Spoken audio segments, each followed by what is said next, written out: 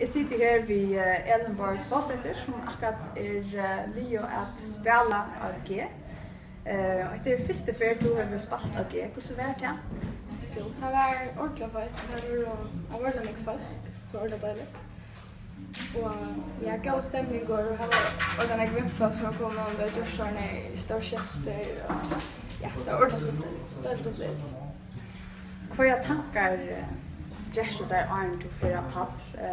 Nu er du rettelig ung, du nått å finne der noen ritualer enn Arne først på pallen? Ikke ordentlig. Altså, jeg var ordentlig nervøs og spurte søsteren min. Jeg kan ikke gjøre at jeg skojer meg, og så blir jeg aldri nervøs. Og så sier hun bare at jeg skulle til annet der, og det var en natt. Jeg må kjøre roll, ja.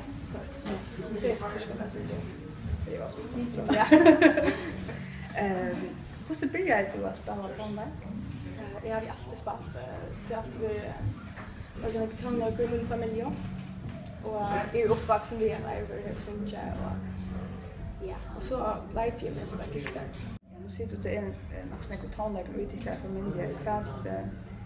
Hva hever tonverk å si? Kan lærte du spille utvikler familie som spiller større løp. Det gjør det helt sikkert at jeg vet ikke, jeg synes ikke så jeg kan synge om mine kjensler så fight og bedre. Så jeg sanger som setter seg øyne ned. Og ja.